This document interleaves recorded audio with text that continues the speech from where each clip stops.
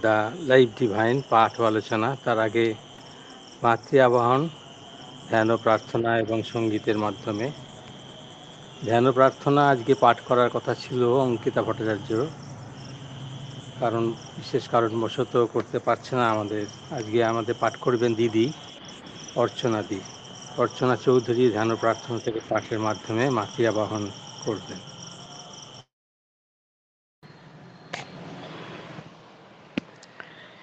ওম শ্রী অরবিন্দ মীরা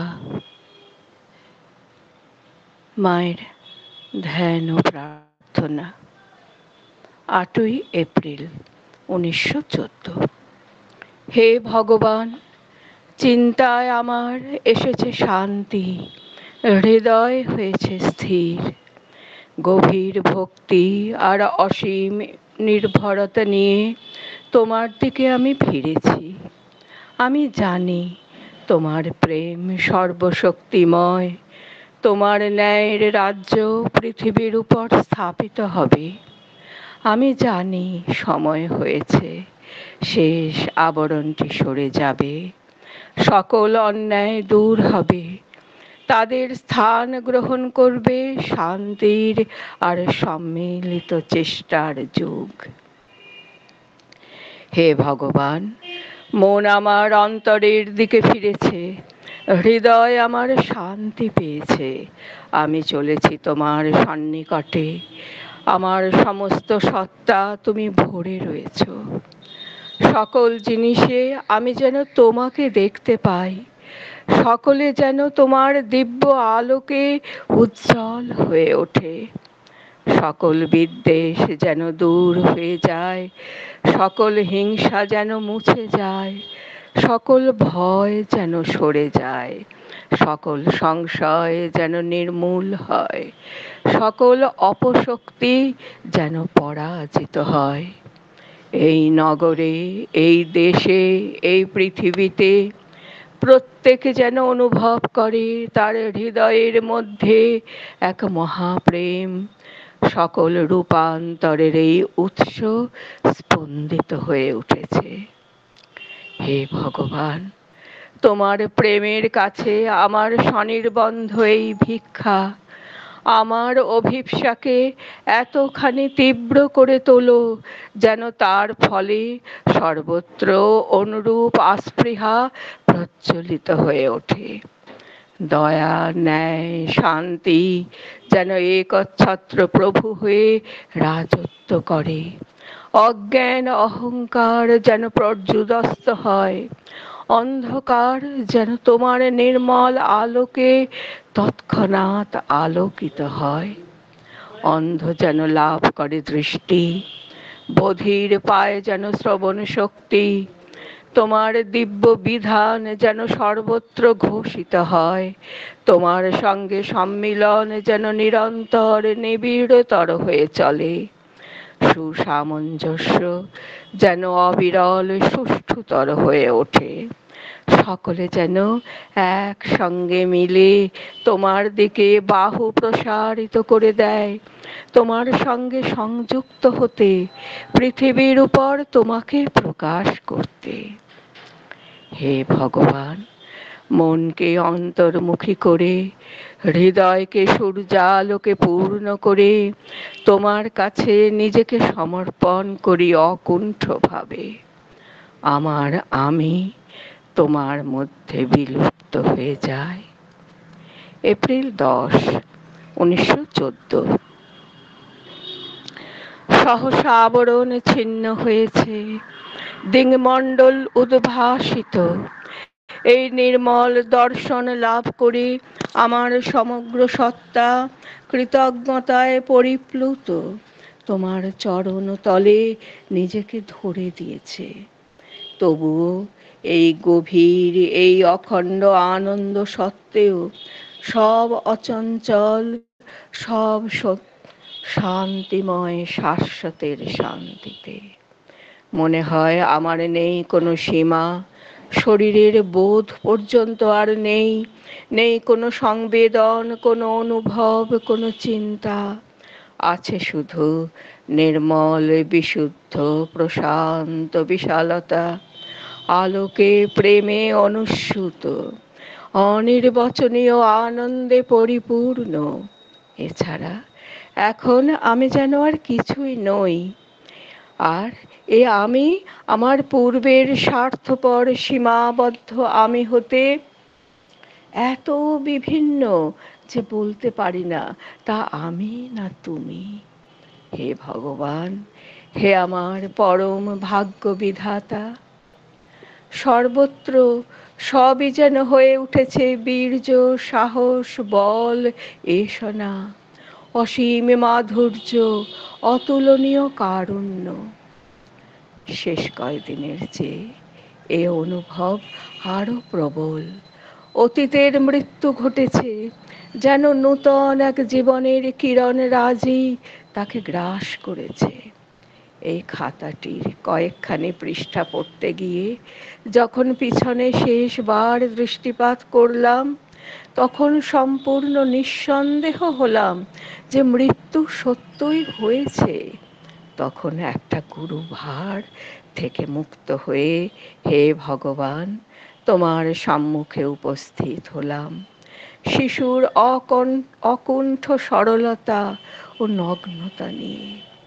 সর্বদা একমাত্র যে বস্তু অনুভব করি তা হলো সেই শান্ত নির্মল বিশালতা। হে ভগবান, তুমি আমার প্রার্থনা শুনেছ, তোমার কাছে যা চেয়েছি তা তুমি দিয়েছ। আমি চলে গিয়েছে, এখনো রয়েছে কেবল তোমার সেবায় নিযুক্ত অনুগত যন্ত্র, তোমার অনন্ত চিরন্তন কিরণ রাজিকে সংহত ও প্রকাশিত করবার কেন্দ্র। তুমি আমার জীবন গ্রহণ করেছ, তোমার নিজের করে নিয়েছ। তুমি আমার ইচ্ছাকে গ্রহণ করেছ এবং তোমার ইচ্ছার সঙ্গে মিলিয়ে ধরেছ। আমার ভালোবাসাকে গ্রহণ করেছ, তোমার ভালোবাসার সঙ্গে এক করে নিয়েছ। আমার চিন্তাকে গ্রহণ করেছ, তার পরিবর্তে স্থাপন করেছ তোমার পূর্ণ চেতনা। শরীর মুগ্ধ হয়ে ধুলায় মাথা নত করেছে নীরব আত্মহারা পূজায়। কিছুই নেই সেখানে, আছো কেবল তুমি, তোমার অক্ষয় শান্তির মহিমা নিয়ে। কারিকল, এপ্রিল 13, 1914। সব কিছু মিলে যোগাযোগ ঘটিয়েছে যাতে আমি আর অভ্যাসের জীব না হয়ে থাকতে পারি। এই নূতন অবস্থায়, এই জটিল অনিশ্চিত ঘটনাবলীর মধ্যে তোমার অচঞ্চল শান্তি জীবনে যেমন পরিপূর্ণ উপলব্ধি করেছি, তেমন আর কখনো করিনি। আমার আমি এতখানি নিঃশেষভাবে কখনো মুছে যায়নি, শুধু তোমার দিব্য শান্তির জন্যে স্থান সে করে দিয়েছে। সবই সুন্দর, সবই সুসংগত, সবই প্রশান্ত, সবই তোমাতে পরিপূর্ণ। প্রদীপ্ত সূর্যের মধ্যে তুমি সমুজ্জ্বল, মধুর সমীরণের মধ্যে তোমার ছন্দ বহমান। আমাদের হৃদয়ের মধ্যে তোমার প্রকাশ, তোমার নিবাস প্রত্যেক জীবের মধ্যে। এমন প্রাণী নেই, এমন তরুলতা নেই যা তোমার কথা আমায় বলে না। যা কিছুর দিকে চক্ষু ফিরাই তারই উপর দেখি তোমার নাম লিখিত। হে মধুময় রাজ, তবে কি তুমি অবশেষে আমার প্রার্থনা পূর্ণ করলে? আমি সম্পূর্ণ তোমার হয়ে গেলাম, তোমারই চেতনার সঙ্গে আমার চেতনা নিঃসংশয়ে এক হয়ে গেল। আমি এমন কি করেছি যার জন্য এতখানি অপরূপ সৌভাগ্যের অধিকারী হতে পেরেছি? আমি শুধু একনিষ্ঠ হয়ে কামনা করেছি, স্থির সংকল্প নিয়ে চলেছি, তার বেশি নয়। এ তো অতি সামান্য জিনিস। কিন্তু হে ভগবান, এখন আমার মধ্যে আমার ইচ্ছা নয়, তোমারই ইচ্ছা বিরাজ করে। এই সৌভাগ্য যাতে সকলেরই পক্ষে লাভজনক হয় তা তুমি করতে পারো। কারণ তার ভিতর দিয়ে যত মানুষ লাভ করবে তোমার অনুভব, তত আর কিছুর মধ্যে দিয়ে হবে না। সকলে যেন হে ভগবান তোমায় জানে, তোমায় ভালোবাসে, তোমার সেবা করে। সকলেই যেন সেই পরম আত্মনিবেদনের অধিকারী হয়। ভগবান, হে দিব্য প্রেম, জগতের মধ্যে ছড়িয়ে যাও, জীবনের নূতন করে জন্ম দাও, বুদ্ধিকে আলোকিত করো, অহংকারের বাঁধ সব ভেঙে ফেলো, অজ্ঞানের বাধা দূর করো, হও পৃথিবীর জ্যোতির্ময় অধীশ্বর। প্রণাম।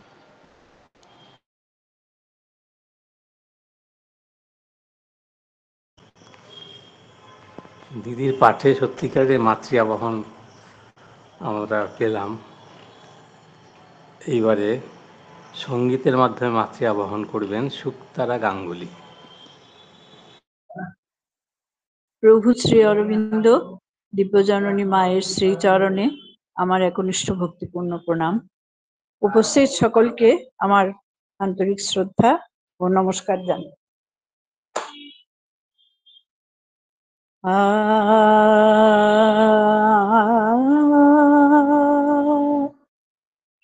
প্রভাত সূর্য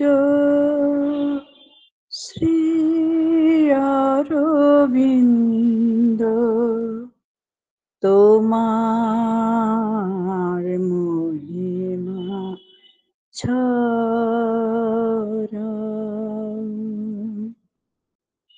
প্রভাত সূর্য শ্রী অরবিন্দ তোমার মহিমা ছড়া। প্রভাত সূর্য শ্রী অরবিন্দ তোমার মহিমা ছড়া। পৃথিবীর বুকে নবারুণ রাগে, পৃথিবীর বুকে নবারুণ রাগে রক্তিমটিকা পারা। তোমার মহিমা ছড়াও। প্রভাত সূর্য শ্রী অরবিন্দ তোমার মহিমা ছড়াও। দূর দিগন্তে বিহাগেরা সবে গাহে আনন্দ গান। দূর দিগন্তে বিহাগেরা সবে গাহে আনন্দ গান।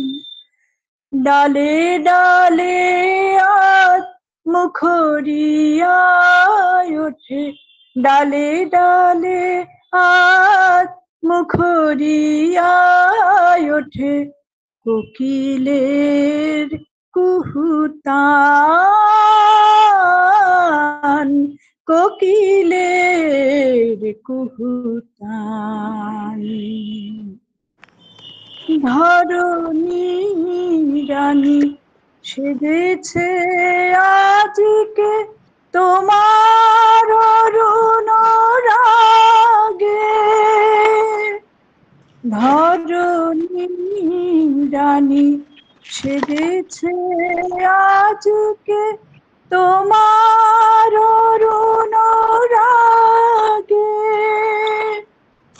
পৃথিবীর বুকে জাগে নব প্রাণ, জাগে অন্তর জাগে, জাগে নবারুণ রাগিনী। প্রভাত সূর্য শ্রী অরবিন্দ তোমার মহিমা ছড়াও। পৃথিবীর বুকে নবারুণ রাগে, পৃথিবীর বুকে নবারুণ রাগে রক্তিমটিকা পরাও। তোমার মহিমা ছড়াও। প্রভাত সূর্য শ্রী অরবিন্দ, তোমার মহিমা ছড়াও। জয় হোক।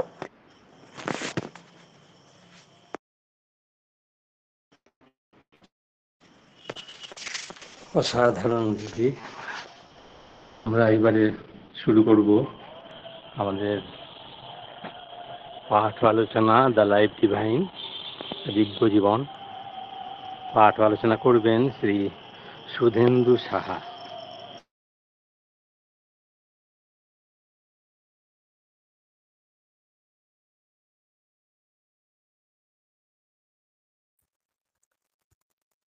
ওম শ্রী অরবিন্দ মীরা। উপস্থিত সবাইকে শ্রদ্ধা জানিয়ে পাঠ শুরু করব। তার আগে দুই দিদির প্রতি অশেষ শ্রদ্ধা। সেই নলিনীদার মতোই বলতে হয় যে ওই একটি গ্রন্থের মুখবন্ধ লিখতে গিয়ে বলেছিলেন না যে মুখবন্ধ লিখবো কি, মুখ তো বন্ধই হয়ে যায়। তো এরকম পড়বোটা কি? দুজনের পাঠ এবং সঙ্গীত পরিবেশনা এক গভীরতর মাত্রা এনে দেয়। বেশ ভালো, সবাই নিশ্চয়ই উপভোগ করলেন। সকলের একটা ভালো লাগার একটা বিশেষ মাত্রা ছুঁয়ে গেছে নিঃসন্দেহে। খুব ভালো থাকুন আপনারা, আপনাদের ভীষণ প্রয়োজন আমাদের।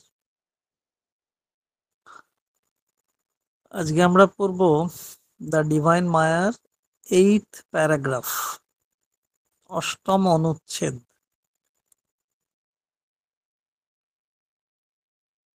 সবকটা সেন্টেন্স পড়ার চেষ্টা করব আজকে এই প্যারাগ্রাফটার।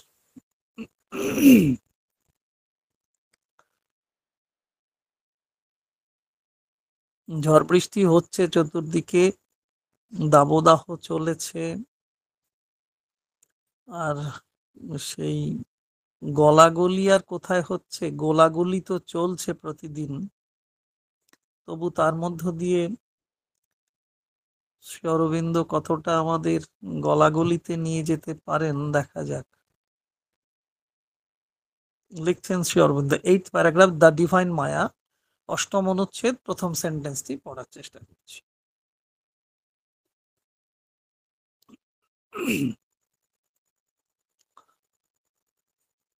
But why should we interpose any special power of faculty between the infinite consciousness itself and the result of its workings?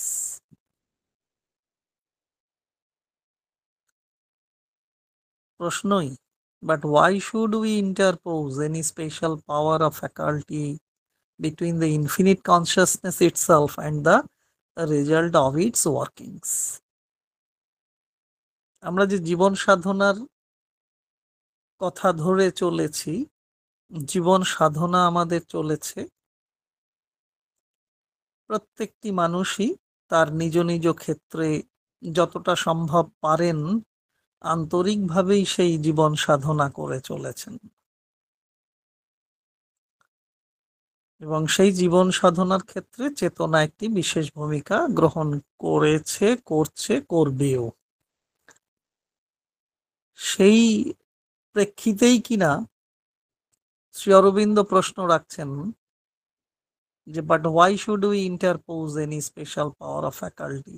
এই যে, কিন্তু প্রশ্ন হতে পারে অনন্ত চিন্মাত্র এবং তার লীলা পরিণামের মাঝে একটা বিশেষ শক্তি বা বৃত্তির খেলাকে আমরা মানতে যাই কেন?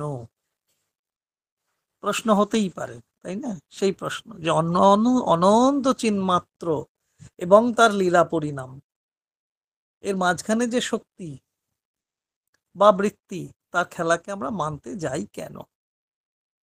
দুটি বিষয় স্পষ্টতই উঠে আসছে এই প্রশ্নের মধ্য দিয়ে। একটি দিক হচ্ছে ইনফিনিট কনসিয়াসনেস বা অনন্ত চিন্মাত্র। ইনফিনিট অনন্ত, কনসিয়াসনেস চেতনা, শ্রীমৎ অনির্বাণ চিন্মাত্র বলেছেন। একেবারে তৎসম শব্দের ভীষণ ভীষণ প্রয়োগ করেছেন এই দিব্য জীবন জুড়ে। তা দুটি যে বিষয় উঠে আসছে, একটা দিক হচ্ছে ইনফিনিট কনসিয়াসনেস বা অনন্ত চিন্মাত্র, এবং আরেকটি দিক কি, রেজাল্ট অফ ইটস ওয়ার্কিংস, ফল, তার লীলা পরিণাম। তাহলে একদিকে অনন্ত চিন্মাত্র আর একদিকে তার লীলা পরিণাম। এই যে অনন্ত চিন্মাত্র বা অনন্ত চেতনা সম্বন্ধে আমরা বোঝার চেষ্টা করেছি, কিছু কিছু ক্ষেত্রে বুঝেছি, যতটা না বুঝেছি পড়তে পড়তে গুরুর লেখা ধরে মেনেছি বেশি বা মানার চেষ্টা করেছি বেশি, না বুঝেও মেনেছি। এটা আমাদের এক বোধহয় সেই চেতনার কৃতজ্ঞতা বোধ। আমরা তো অকৃতজ্ঞ হতে পারি না। যতটুকু বুঝেছি অনন্ত চেতনা সম্পর্কে, তার চেয়ে মেনেছি বেশি, এটা অন্তত আমরা জীবন সাধনা দিয়ে মনে করতে পারি।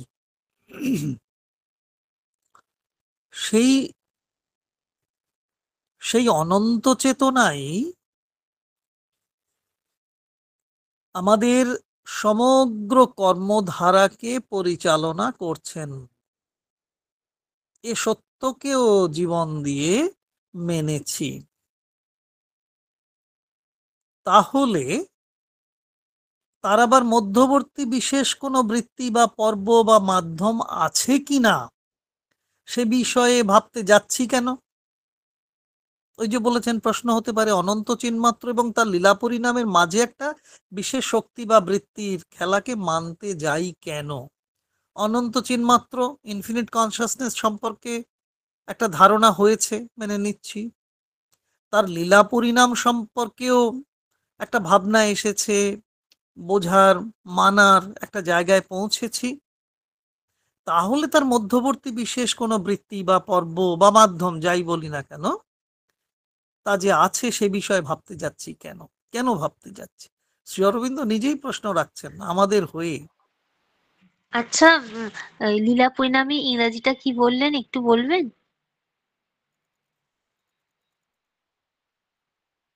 Result of its workings. আচ্ছা। রেজাল্ট তো ফল, হ্যাঁ, পরিণাম, পরিণামই হচ্ছে ফল। আর লীলা হচ্ছে হ্যাঁ, ডিভাইন প্লে, অর্থাৎ শ্রী হ্যাঁ। ভগবানের পরম চিন্মাত্রের যে খেলা। হুম, ওয়ার্কিংসটাই হচ্ছে লীলা। Hmm, result of its workings, the result of its workings, সেটাই লীলা হ্যাঁ, পরিণাম। তা হ্যাঁ। ধন্যবাদ। আমরা মেনে নিয়েছি, এটা আমরা মেনে নিয়েছি যে অনন্ত চেতনা আমাদের সবকিছু পরিচালনা করছেন। প্রকাশ্যে না বললেও অন্তরস্থ সত্যের কাছে কৃতজ্ঞতা স্বীকার করতে গিয়ে তো আমরা এটা মেনে নিই প্রতি মুহূর্তে। আমরা বাইরের তর্ক বিতর্কে নিজে জিততে চাই, কিন্তু ভিতরে যখন সেই সন্ধান চলে তখন তর্ক বিতর্ক নয়, তখন নিজের কাছেই বসে বাইরের দিক থেকে নিজের দিকে, অন্তরস্থ সত্যের দিকে যখন আমরা ফিরে তাকানোর চেষ্টা করি, তখন সব দ্বন্দ্ব মিটে যায়। তখন উপলব্ধি আসে, উপলব্ধ হয় এই সত্য যে সেই অনন্ত চেতনা স্বরূপ তিনি পরমময় আমার সবকিছু পরিচালনা করছেন। তবে বেশিরভাগ ক্ষেত্রেই সেই মেনে নেওয়া সেই মেনে নেওয়া থিওরিটিক্যাল, বেশিরভাগটাই থিওরিটিক্যাল, খানিকটা ফিলসফিক্যাল বা মেটাফিজিক্যাল। কিন্তু শ্রী অরবিন্দ তো আমাদের মতো নয়। খানিকটা থিওরির মতো বুঝলাম, খানিকটা ফিলসফিক্যালি বোঝার চেষ্টা করলাম, কিন্তু শ্রী অরবিন্দ তো আমাদের মতো অতটা ওরকম ভাবে ওরকম ভাবে ভাবেন না। আমরা চেষ্টা করব তার ভাবনার স্রোতে মিল ঘটানোর একটা চেষ্টা করার চেষ্টায় থাকব। তাহলে আমরা খানিকটা বুঝলাম, বড়জোর মুখস্থ করলাম, যেটা আমরা করি, পরীক্ষা দিলাম, পাশ করলাম, সন্তুষ্ট হলাম, কোনো কোনো ক্ষেত্রে অসন্তুষ্ট হলাম। তিনি তো আর সেই মতো সবকিছু করেন না। আমরা যে রকম পদ্ধতি ধরে এগোনোর চেষ্টা করি, সাফল্যের দিকে বলি, পূর্ণতার দিকে বলি, এগোতে চেষ্টা করি, তিনি তো সেই মতো করেন না বা সেই ভাব অবলম্বন করেন না। তিনি সার্বিক সত্য বুঝে নিয়েছেন, তিনি সার্বিক সত্যকেই বুঝে নিয়েছেন এবং তারপর আমাদেরও বোঝানোর চেষ্টা করছেন। কে? শিক্ষক শ্রী অরবিন্দ, পুরোহিত শ্রী অরবিন্দ, যোগী শ্রী অরবিন্দ, মহর্ষি শ্রী অরবিন্দ। তিনি সার্বিক সত্যকে বুঝে নিয়ে এবার আমাদের বোঝানোর চেষ্টা করছেন এই লিখন শৈলীর মধ্য দিয়ে, এবং এমন ভাবে তিনি রচনা শৈলী আলপনার মতো করে গেঁথে দিয়েছেন যে কি বলবো, যে কি করে সবটুকু হয়ে উঠলো তা যেন আমাদের কাছে বিস্তারিতভাবে শ্রী অরবিন্দ বলে দিচ্ছেন বা জানাচ্ছেন। হ্যাঁ, আমরা আমরা আমরা আমরা সে বিষয়ে আগ্রহী কিনা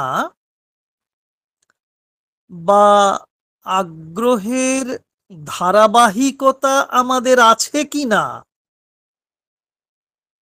কি বললাম, এই যে আমাদের আগ্রহ আছে কিনা বা আমাদের সেই আগ্রহের একটা তো কন্টিনিউটি থাকতে হয়, ধারাবাহিকতা থাকতে হয়, সেই ধারাবাহিকতা আমাদের আছে কিনা, এটা এটা বড় ভাবনার বিষয়। আমাদের সাধক সাধিকা নিশ্চয়ই ভাবেন এই বিষয়গুলো, যে আমরা কতটা করছি, সেই করার মধ্যে ধারাবাহিকতা আছে কিনা, নাকি একদিন করে ছেড়ে দিলাম, সেই এক পা এগোই 3 পা পিছে, তা তো নয়। আমাদের এগোনোর জন্য ধারাবাহিকতা দরকার, আমাদের যথেষ্ট ভাবনার বিষয়। তাই আমাদের একটা প্রশ্ন আছে, এই মানব সম্প্রদায়ের একটা প্রশ্ন আছে। যদি এইরকম বলি যে আচ্ছা, শ্রী ভগবান তো সর্বশক্তিমান, বেশ কথা, শ্রী ভগবান সর্বশক্তিমান, তাহলে তিনি যদি সর্বশক্তিমান হন, তাহলে তিনি তো সবকিছু এক লহমায় সৃষ্টি করে দিতে পারেন। তাহলে আবার ওই মধ্যবর্তী কনসাসনেস বা চেতনার প্রসঙ্গ আসছে কেন? তিনি তো অনন্ত সন্মাত্র, তার যে ওয়ার্কিংস, এর মধ্যবর্তী যে কনসাসনেস বা চেতনার প্রসঙ্গ আসছেই বা কেন? তিনি তো সব মুহূর্তে করে দিতে পারেন, ম্যাজিক্যাল ওয়েতে করে দিতে পারেন। বা এরকমও তো বলা যায়, এগুলো আমাদের হিউম্যান বিং, এই যে প্রশ্নগুলো আসছে, এরকম ভাবেও যদি বলি যে ব্রহ্মই এই পৃথিবী হয়ে উঠেছেন, আমরা তো পড়ি, আমরা মানি, তাত্ত্বিকভাবে মেনে নিই, তিনি এই বিশ্ব পৃথিবী সৃষ্টি করতে চেয়েছেন, তা করেওছেন। আর আমাদের কি হয়, আমাদের অনেক কিছু চাওয়ার থাকে, অনেক কিছু চাওয়ার থাকে, কিছু পাই কিছু পাই না, সে অন্য কথা। অনেক চাওয়া থাকলে আসলে কি হয়, অনেক চাওয়া থাকলে সম্ভাবনার অনেকগুলো দিক চলে আসে। চাওয়ার পরিমাণ, সংখ্যা যদি অনেক বেশি হয়, তখন সম্ভাবনার অনেকগুলো দিক চলে আসে, সে তেমনি ভাবে অসম্ভাবনারও দিক চলে আসে। সবগুলো তো আর সমানভাবে পূর্ণ করা যায় না। পূর্ণ করা গেলে, পূর্ণ করার দিকটা বেশি থাকলে, ভাবটা বেশি থাকলে, মাত্রা বেশি থাকলে সম্ভাবনা, আর পূর্ণতা হওয়ার দিকটা, মাত্রাটা কম থাকলে বোধহয় একটা অসম্ভাবনার বিষয় থাকে।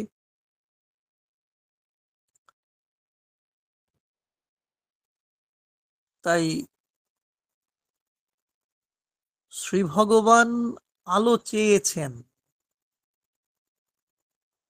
আলোময়তা সার্বিক সত্যকে প্রকাশ করে, তার যথাযোগ্য পরিণাম বা পূর্ণতাকে নিয়ে আসতে পারে।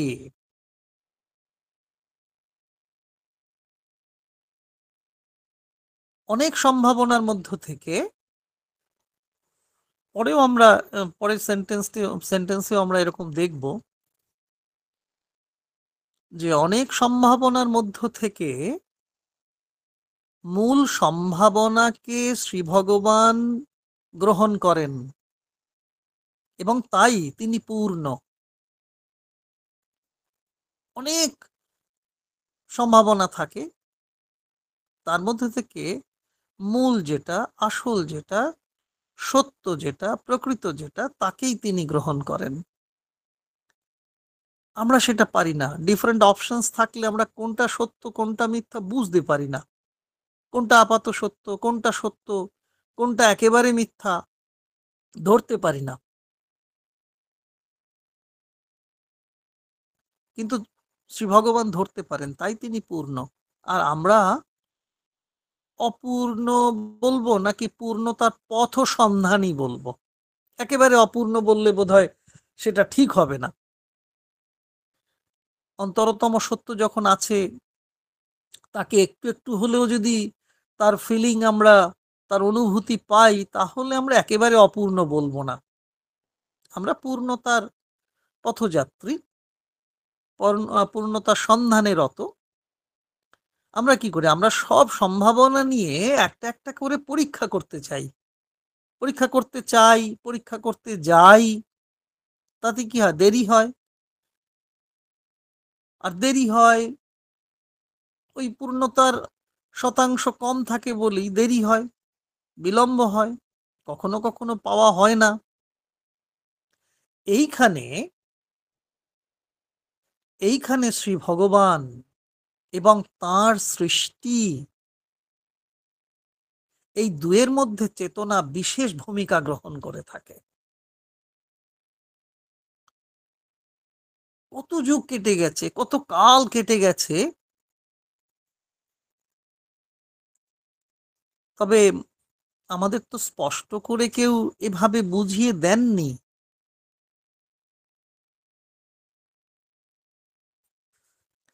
যে সত্য, ধরুন ধরুন কেন, নিশ্চিত যে সত্য বেদ উপনিষদে লিপিবদ্ধ আছে,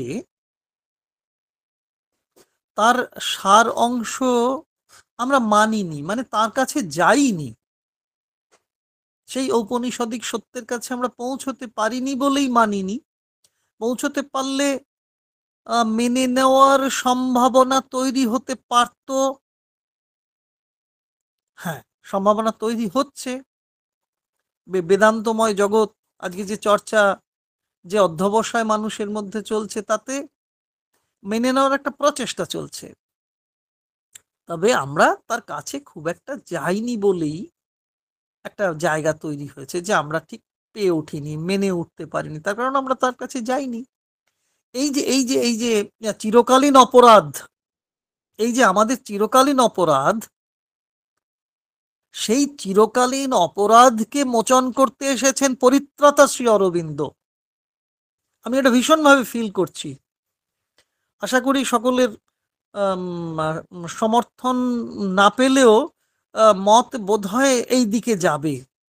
এখন শ্রী অরবিন্দ বিরোধী মানুষ তো আমাদের প্রচুর রয়েছে না, অন্তত আমাদের যারা রয়েছেন এই অনুষ্ঠানে নিশ্চয়ই তা নন, কিন্তু এখনো বহু মানুষের কাছে একটু বিপ্রতীপ কথা শুনতে হয়, শুনিও কখনো কখনো নীরব থাকতে হয়, কারণ তার প্রত্যুত্তর দেওয়া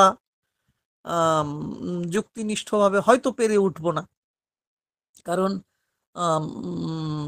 এ কথা তো সত্য যে বাঁশ আর বাঁশির সঙ্গে যদি বাঁশাবাসি নামক লড়াই ঘটে, তাহলে বাঁশের বিরুদ্ধে বাঁশির পরাজয় একেবারে স্বতঃসিদ্ধ হয়ে গেছে।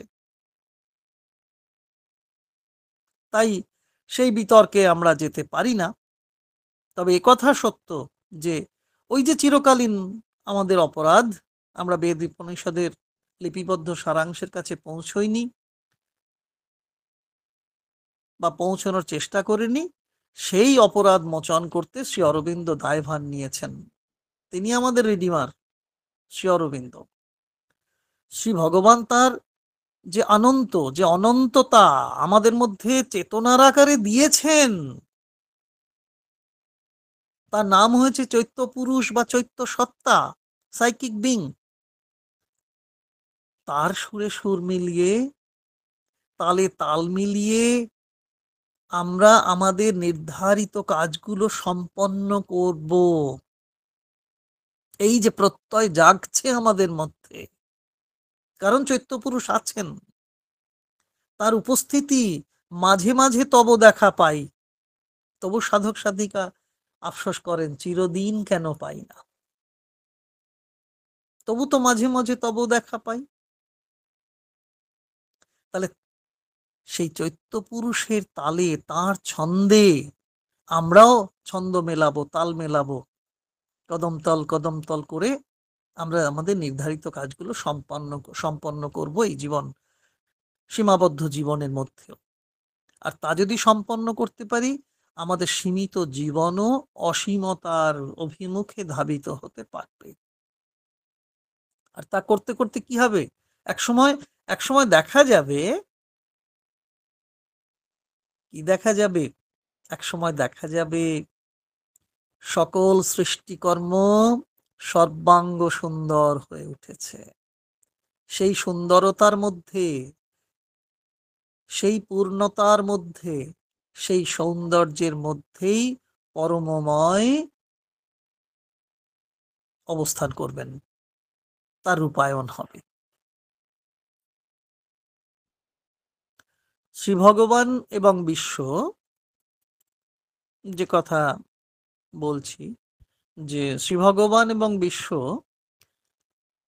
তার মধ্যবর্তী যে চেতনার স্তর, চেতনা ধরে যদি আমরা এগিয়ে যেতে না পারি, আমরা চিরকাল কি থাকবো, অর্ধ মানব থাকবো, অর্ধ পশু থেকে যাব, ওই শ্রী অরবিন্দের কথায় টকিং অ্যান্ড থিঙ্কিং অ্যানিমাল হয়েই থাকবো, বা ইফিমেরাল ইনসেক্ট হয়ে থাকবো। তাহলে আমাদের মূল লক্ষ্য কি? আমাদের মূল লক্ষ্য ভগবান হয়ে ওঠা। এই শ্রী অরবিন্দ এবং শ্রীমার অনন্যতা, তারা এই কথা বললেন আমাদের। এর আগে কোনো যোগ নির্দেশক এরকম কথা বলেননি, বা বললেও আমরা, বা স্পষ্ট করে বলেননি। হ্যাঁ, বলতে চেয়েছেন কিন্তু উচ্চারিত হয়নি, অনুচ্চারিত থেকে গেছে, বলতে পারেননি বা বলেননি, পরিবেশ পরিস্থিতি তখন হয়তো তৈরি হয়নি, সে কারণে। শ্রীমা এবং শ্রী অরবিন্দ অনেক যত্ন করে আমাদের গড়ে তুলতে চাইছেন। আমাদের কাছে এটা নিশ্চয়ই একটা পরম সুযোগ। সেই সুযোগ কাজে লাগানোর উপাদান তো আমাদের মধ্যে রয়েছে। আর মা তো আমাদের খোলা চিঠি দিয়ে রেখেছেন, তোমার সম্ভব মতো যতটুকু পারো করো, বাকি যা তুমি পারছো না তার জন্য আমাকে জানাও। আর তখন মায়ের করুণায় সামান্য যা কিছু আমার আছে তা অসামান্য হয়ে উঠবে। তার করুণায় দুর্যোগ, করুণার সামান্যতম স্পর্শে দুর্যোগ সুযোগে পরিণত হবে। অক্ষমতা অতিক্রম করে আমরা ক্ষমতাবান হব। অনেকটা কিরকম বলে ফেললাম কে জানে। পরের সেন্টেন্সটা পড়ি। লিখছেন শ্রী অরবিন্দ,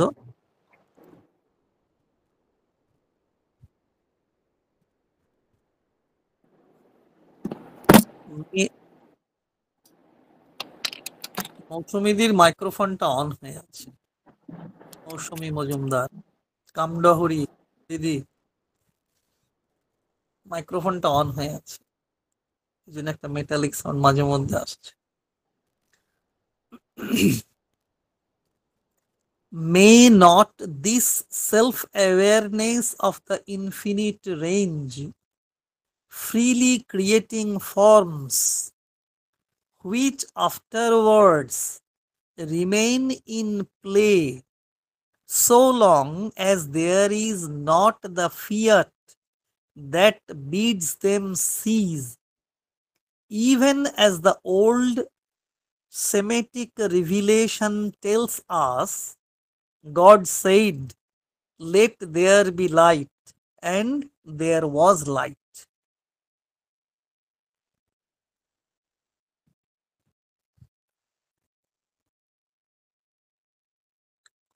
ওই আত্মসচেতনতা, সেলফ অ্যাওয়ারনেস এর কথা বলা হচ্ছে।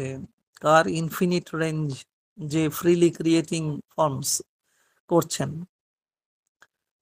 তো যাকে বলি, একটু অনুবাদটুকু পড়ে নি, তারপর ওই সেমেটিক রিভিলেশন, বাবা বড্ড মানে একদম সেই কথাও শ্রী অরবিন্দ তুলে ধরেছেন, একেবারে বাইবেলীয় কথা, যে God said let there be light, there was light. যাকে যাকে বলি অনন্তের আত্মসংবিত, অনন্ত ইনফিনিট আত্মসংবিত, সেলফ অ্যাওয়ারনেস, আত্মসচেতনতা, আত্মচেতনা, যাকে বলি অনন্তের আত্মসংবিত, সে কি কামচার বশে এই রূপের মেলা সৃষ্টি করতে পারে না, যার ততদিনই আয়ু যতদিন না সে প্রলয় মন্ত্রে মিলিয়ে যায়। সেমেটিক শাস্ত্রেও তো এমন কামচারের কথা বলা আছে। ঈশ্বর বললেন ফুটুক আলো, আর অমনি আলো ফুটলো। ওই যে আমরা আলোচনা করছিলাম, তিনি তো ম্যাজিক্যালি সব করে দিতে পারেন, যা বলবেন লহমায় এক লহমায় তিনি করে দিতে পারেন। তাহলে মধ্যবর্তী সেই চেতনার কি প্রয়োজন? তাহলে এখানেও শ্রী অরবিন্দ প্রশ্নই করছেন, এই যে অনন্তের আত্মসংবিত, আমরা জানবো self awareness of the infinite. Infinite অনন্ত, অনন্ত তারই সেলফ অ্যাওয়ারনেস, আত্মসংবিত। ওরে বাবা, অনন্তের সচেতনতা। কামচার, কামচার বা কামচার, এটা কি না? নিজের খুশিতে চলা। এটাও তো বৈদিক শব্দ। নিজের খুশিতে চলা, যে নিজের খুশিতে যদি চলেন তিনি, অনন্তের সচেতনতা যদি নিজের খুশিতে চলে এবং যা সৃষ্টি করে, যাচ্ছি আমরা সে জায়গায়, কি বলতে পারবো জানি না। তাহলে একটুকু বুঝলাম যে অনন্তের সচেতনতা হলো self awareness of the infinite, তাই হলো অনন্তের আত্মসংবিত। কামচার হলো নিজের খুশিতে চলা, এইটুকু আমরা বুঝলাম। বেশ, সেমেটিক শাস্ত্র, এ তো কিছু জানি না, কি বলবো। সেমেটিক শাস্ত্র বলতে একটু আধটু যা জানি ওইটুকুই বলি। আপনারা আরো বেশি জানবেন, অধ্যয়নের মধ্য দিয়েও হোক বা অধিগত বিদ্যা দিয়ে হোক। সেমেটিক শাস্ত্র বলতে আমরা ছোট্ট কথা এইটুকু বুঝবো যে এই বিশেষ এই যে সেমেটিক রিভিলেশন বলেছেন শ্রী অরবিন্দ, বাংলায় শ্রীমৎ অনির্বাণ সেমেটিক শাস্ত্র বলেছেন। রিভিলেশনের যে সেই, তো শাস্ত্রের মধ্য দিয়েই তো সেই রিভিলেশন। এই বিশেষ শাস্ত্র সম্পর্কে শ্রী অরবিন্দ এখানে প্রসঙ্গ উত্থাপন করেছেন। খুব বেশি না বললেও এটুকু সহজ করে বোঝা যেতে পারে যে এই ধরনের শাস্ত্র অধ্যয়ন করলে অনেক প্রাচীন, বিশেষত মধ্যপ্রাচ্যের ধর্ম, ভাষা, সংস্কৃতি সম্পর্কে জানা যায়। এখন যারা উন্নত পড়াশুনো করেন, গবেষণামূলক কাজ করেন, তারা এর বিভিন্ন দিক সম্পর্কে জানেন, বোঝেন, বলেনও। এর মধ্যেই সেমেটিক শাস্ত্রের মধ্যে ধর্ম আছে, ধর্মতত্ত্ব আছে, ভাষাতত্ত্ব আছে, ইতিহাস আছে, সাহিত্য আছে। ভাষা আছে বলতে পশ্চিম এশিয়া এবং আমার ভুল হতেও পারে যে ভাষা বলতে কি বলবো, যে পশ্চিম এশিয়া এবং উত্তর পূর্ব আফ্রিকায় যে বিভিন্ন অঞ্চলের ভাষা, তার মধ্যে আরবি থাকে, হিব্রু থাকে, ইথিওপিয়ান ভাষা থাকে, এগুলো নিশ্চয়ই সেই সেমেটিক শাস্ত্রের মধ্যে ভাষাগত দিকের মধ্যে এগুলো যুক্ত আছে। আরো আরো আরো আরো এক ভাষা আছে। ধর্মের মধ্যে আছে ধর্মতত্ত্ব, ধর্মের মধ্যে ইসলামীয় ধর্মের ব্যাপার আছে, ইহুদি ধর্ম আছে, খ্রিস্টান ধর্ম আছে। এখানে তো স্পষ্টতই শ্রী অরবিন্দ বাইবেল থেকে একটি উদ্ধৃতি এনেছেন, God said let there be light and there was light. ভগবান চাইলেন আলো আসুক, আর সঙ্গে সঙ্গেই আলো এসে গেল, তাই না? আমরা তো দেখলাম, দেখি বা পড়ি, জানাও আছে অনেকের, বেশিরভাগেরই জানা আছে কথা।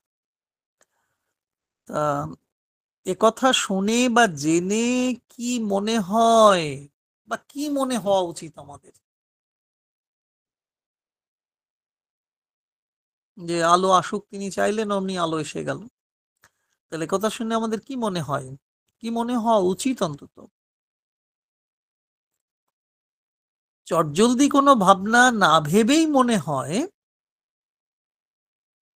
ভগবান নিজে সরাসরি সবকিছু সৃষ্টি করতে পারেন।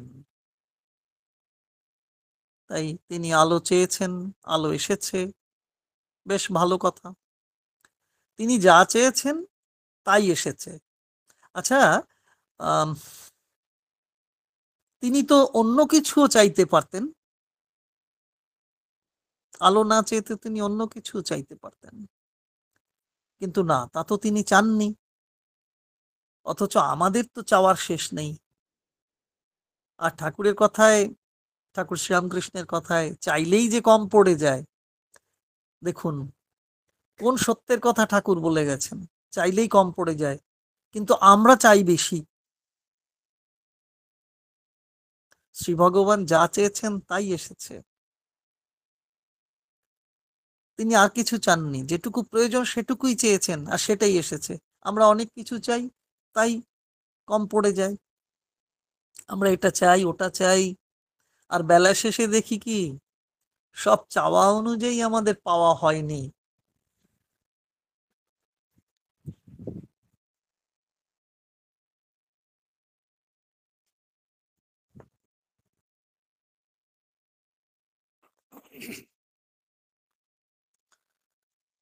কালকে এত ঝড় বৃষ্টি হয়েছে তো এখন কেমন একটু,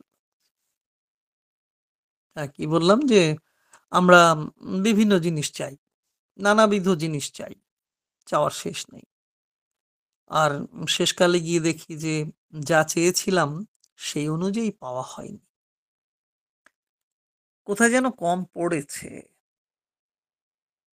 অন্তত আমার চাওয়ার পরিমাপের ভিত্তিতে আমি দেখছি আমার কিছু কিছু কম পড়েছে। সবসময় বুঝে উঠতে পারিনি যে যেটাই কম পড়েছে সেটা আমাদের চাওয়া উচিত ছিল না, ভাবতে পারি না, ঠিক বুঝে উঠতে পারি না, তাই কম পড়েছে বলে আফসোস করি। অনেক চাওয়ার থাকলেও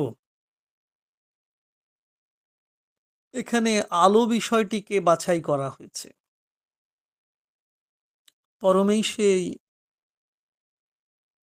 পরমের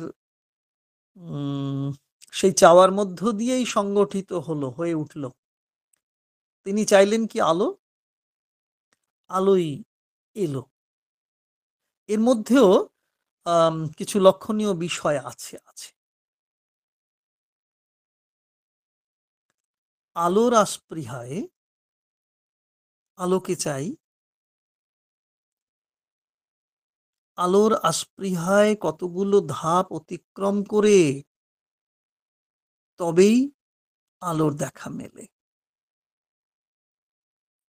বড় আস্পৃহা বড় ফল দেয়, তবে দেখতে হবে আস্পৃহা যেন বাসনা হয়ে না ওঠে।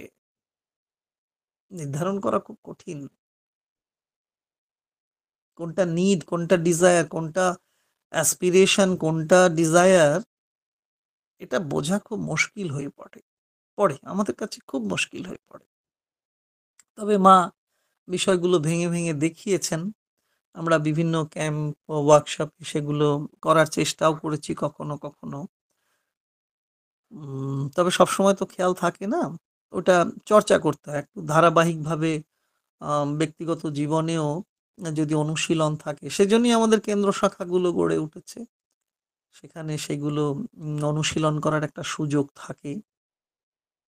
সবসময় না হলেও কোনো কোনো সময় হয়ে ওঠে। এই যেমন গত রবিবার তো কি সুন্দর করে সাধ্যায় পালন, 100তম সাধ্যায় পালন করলেন শ্রী অরবিন্দ সোসাইটি ভদ্রপুর শাখার ভক্তবৃন্দ। বিভিন্ন জায়গা থেকে মানুষজন সেখানে গিয়েছিলেন। আমাদেরও আফসোস, আমাদেরও কম পড়ে গেল যে যেতে পারলাম না। যাই হোক, আমাদের আমাদের কথা বেশিই বলা হয়ে যায়, কারণ বুঝি কম। কিন্তু শ্রী অরবিন্দ কম কথাতে অনেক বেশি বুঝিয়ে দেন। আমাদের ত্রুটি হলো আমরা ধরতে পারি না, আমরা পড়তে পারি না, পড়ে যাই, আমরা পড়তে পারি না, অথচ পড়ে যাই, তাই করতেও পারি না। পরের বাক্যটাই পড়ি, ইনিয়ে বিনিয়ে কথা বলার চেয়ে পরের বাক্যটা পড়ি, একটু বড়। লিখছেন শ্রী অরবিন্দ এমন করে, পৃষ্ঠা পৃষ্ঠা। But when we say God said let there be light and there was light, আমরা যখন এটা বললাম, we assume the act of a power of consciousness which determines light out of everything else that is not light. এই যে কথাটা, but when we say God said let there be light and there was light, we assume the act of a power of consciousness which determines light out of everything else that is not light. And when we say and there was light, we presume a directing faculty, an active power corresponding to the original perceptive power, which brings out the phenomenon and working out light according to the line of the original perception, prevents it from being overpowered by all the infinite possibilities that are other than itself. কি সুন্দর বাক্যটি। যেমন মূল ইংরেজি, তেমনি দেখুন শ্রীমত অনির্বাণের অনুবাদ পড়ছি, আপনাদের কাছে যাদের আছে তারাও একটু দেখুন। বাংলা অংশটি পড়ছি। কিন্তু ঈশ্বর বললেন আলো হোক, একথা যখন বলি তখন ধরে নি চিৎশক্তির এমন একটা বৃত্তি আছে যা আলোকে আলোকে বেছে নেয় আলো নয় যা তার থেকে। ওরে বাবা, অন্ধকার নিষ্কাশন করে, অন্ধকারকে মোচন করে এই যে ঔপনিষদিক সত্য আলোকে নিয়ে আসার প্রার্থনা, তাহলে চিৎশক্তির এমন একটা বৃত্তি আছে যা আলোকে বেছে নেয় আলো নয় যা তার থেকে। আবার যখন বলি অমনি আলো হলো, তখনও তার পিছনে থাকে চিৎশক্তিরই একটা দেশনা ও ক্রিয়ার কল্পন, যা তার জ্ঞানাশক্তির প্রতিরূপ। সেই ক্রিয়াশক্তিই করে আলোর বিসৃষ্টি জ্ঞানাশক্তির অনুধ্যানের ছন্দে, এবং আলো নয় যা তার মারণ শক্তির হাজারো ছোঁয়াচ বাঁচিয়ে জিইয়ে রাখে তাকে। কি অসাধারণ বাংলা! আমরা কি পারবো? অনেক জিনিস সামনে ফেলে দেওয়া হলো। যদি এরকম হয়, অনেক জিনিস আমাদের সামনে ফেলে দেওয়া হয়েছে, আসলে যেটি দরকার সেটি না নিয়ে যেটি দরকারি নয় তাকে নিয়ে মেতে উঠি উৎসবে আমরা। আর তারপর অনেক জ্বালা, অনেক যন্ত্রণা সহ্য করতে হয়। শ্রী ভগবান অন্ধকারের মধ্য থেকে আলো নিয়ে আসেন, বা যা আলো নয়, অন্ধকার যদি না বলি, যা আলো নয় এমন কিছুর মধ্য থেকেও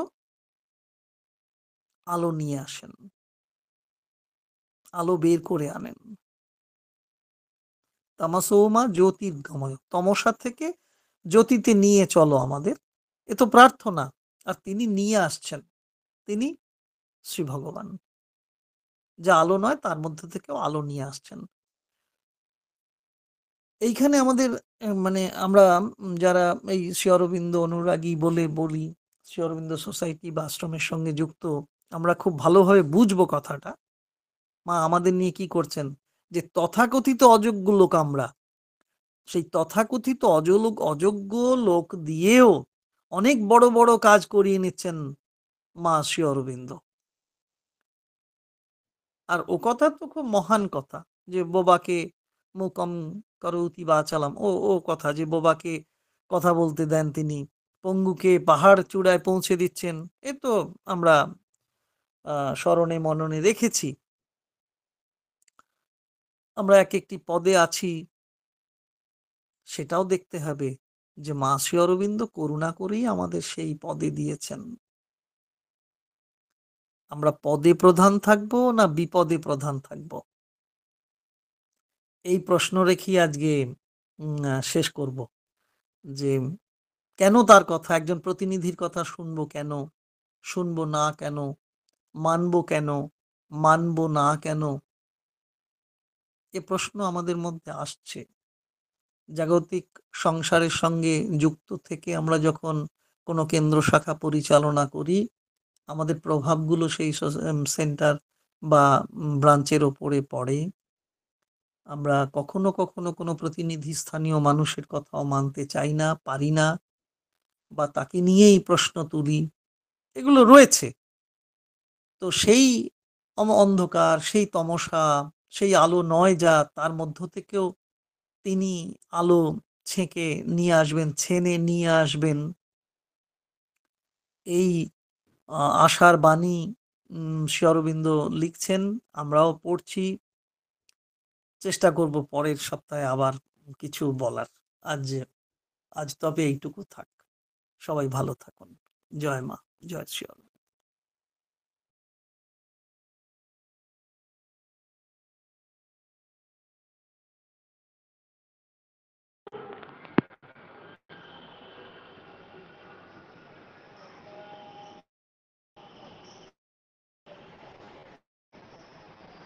বাকরুদ্ধ যেটাকে বলা হয়, যে আজকে আলোচনার পর আমাদেরও সেই একই অবস্থা, সুতরাং কিছু বলারও নেই। 9টা বেজে গেছে, আমরা আমাদের অনুষ্ঠান শেষ করব। তার আগে সবার কাছে প্রার্থনা থাকলেও প্রতিদিনই যেন আমরা 8টার সময় মিলিত হতে পারি। মায়ের প্রতি অশেষ কৃতজ্ঞতা প্রণাম জানিয়ে আমরা আমাদের অনুষ্ঠান আজকে এখানে শেষ করছি। শুভরাত্রি।